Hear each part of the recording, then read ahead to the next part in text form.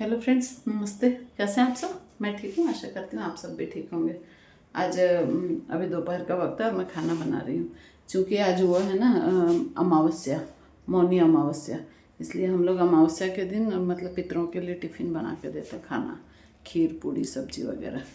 तो देखिए मेरा भोजन तैयार हो रहा है। ये तो आलू की सब्जी, इधर ये बन गई खीर।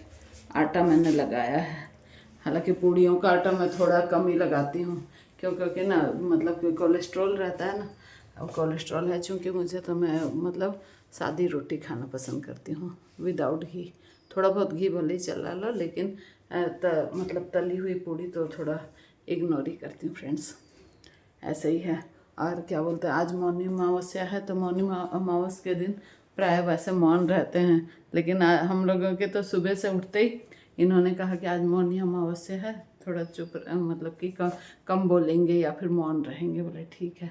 तो फिर थोड़ा जहाँ तक बन सका उतना तो रहा, लेकिन फिर घर के कामों में तो थोड़ा बहुत बातचीत तो हो ही जाती है कि ये क्या है, चाय बना दे या गर्म पानी, मतलब पानी, थायराइड की दवाई लेते हैं ना, तो ऐसा बोलना हो ही जाता है फ्रेंड्स थोड़ा बहुत। तो ऐसे ही है फ्रेंड्स।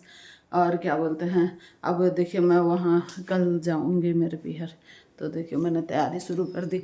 हालांकि हम बाहर से मिठाई ले सकते हैं, लेकिन बाहर की मिठाई फ्रेंड्स थोड़ी मतलब शुद्धता की भी वो रहती है, और वैसे करके तो मैंने, और फिर मेरे भाई लोगों को ना मेरे हाथ के बने हुए ये गोंद के लड्डू बहुत पसंद है, मतलब बहनों को भी। तो मैं बोली लड्डू ही बना लेते हैं। और आज है ना जैसे टाइम निकाल के फिर वो बनाऊंगी सुहाली, जिसको मठरी बोलते हैं ना। अच्छा, और मेरे हस्बैंड के लिए मैंने थोड़े से गुड़ के बनाए लड्डू। मतलब कि जो लड्डू में बूरा डालते हैं ना, तो बूरा नहीं डाल करके मैंने उसमें ये डाल दिया, थोड़ा गुड़ डाल दिया, तो ये भी राज़ी हो गए। चलो भाई, मतलब कि उनको भी कभी भूख लगेगी ना मेरी अनुपस्थिति में, तो ये सब खा सकते हैं।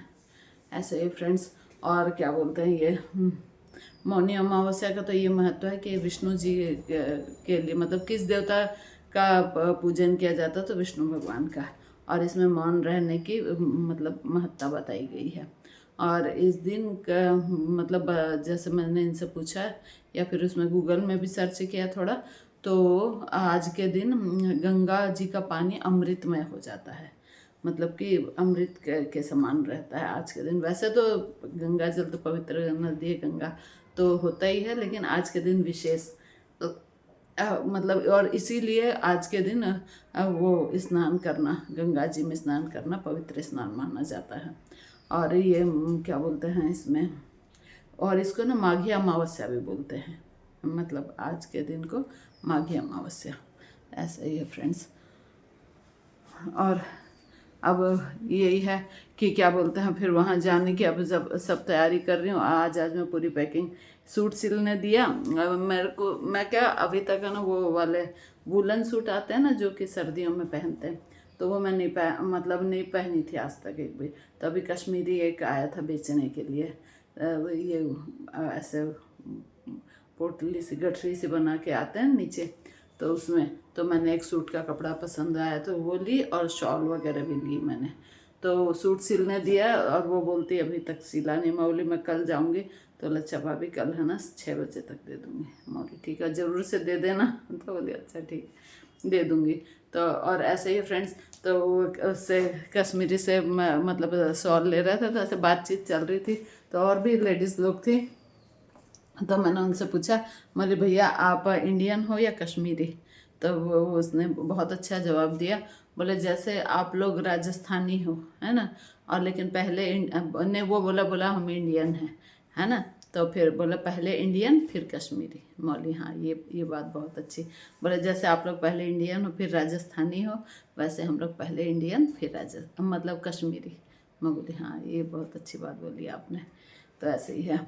तो शॉल वगैरह उधर की बहुत अच्छी आती है, मतलब रेट के अकॉर्डिंग भी ठीक रहती है, और ऐसे मतलब कि सुंदर सुंदर शॉल वगैरह। तो मैंने 2 शॉल ली, और ये क्या बोलते हैं अपना सूट, तो बस वो सिलने दिया है। ऐसे ही फ्रेंड्स, आजकल तो बहुत बिजी दिन जा रहे हैं। अब बस क्या बोलते हैं, हाँ कथा की बात है ना, तो कथा आज ये रामचंद्र जी की कथा बता देती हूँ। भगवान राम जी के जन्म लेने के बहुत से कारण है, ये तो आपको पता ही है।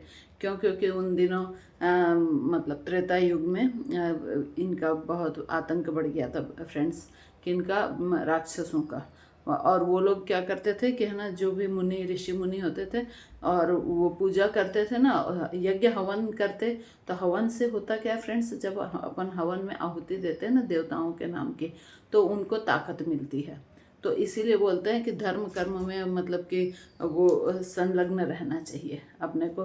तो उससे क्या है, हमारे देवता मतलब उनको तो ताकत मिलती, तो फिर वो अपने को आशीर्वाद देते हैं।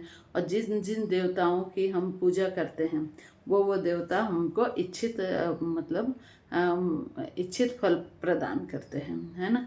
तो हुआ क्या कि ये जो ऋषि मुनि लोग जब करते थे ना, तो राक्षसों को पता था कि देवता पुष्ट होंगे तो इनको आशीर्वाद देंगे, और फिर हमारा आतंक का राज्य कहाँ तक रह पाएगा। इसलिए वो चाहते थे कि मतलब कि सृष्टि मतलब धरती पर इनकी भगवान की पूजा नहीं हो, और यज्ञ हवन मतलब अच्छी बातें हो ही नहीं, खाली बस दुष्टता का साम्राज्य स्थापित रहे। वो ऐसा चाहते थे राक्षस लोग। तो फिर भगवान और फिर पृथ्वी भी बहुत परेशान मतलब हो ही जाते हैं भाई, जिस जगह पर अत्याचार खून खराबा और ये सब होता रहे तो कैसे जी खराब हो जाता है। तो फिर सब ने मिलकर भगवान से मतलब वो लगाई आप याचना की कि प्रभु हमारे कष्ट मिटाने के लिए आप अवतार लो। तो फिर इन्होंने भगवान विष्णु ने भगवान राम के रूप में जन्म लिया। किन क्या हैं, इनके कौशल्या जी और दशरथ के यहाँ। तो और वो भी कैसे, दशरथ जी के संतान नहीं थी, 3 पत्नियां और एक भी संतान नहीं। तो फिर उन्होंने यज्ञ किया। फिर गुरु वशिष्ठ ऋषि जो थे ना, वो इनके गुरु मतलब इनके कुल गुरु। तो वशिष्ठ जी ने आह्वान किया। फिर अग्नि देवता खीर लेके आए। देखिए फ्रेंड्स कैसे कितने आश्चर्यजनक मतलब बातें होती थी अपने सनातन में, अभी भी होती कई जगह।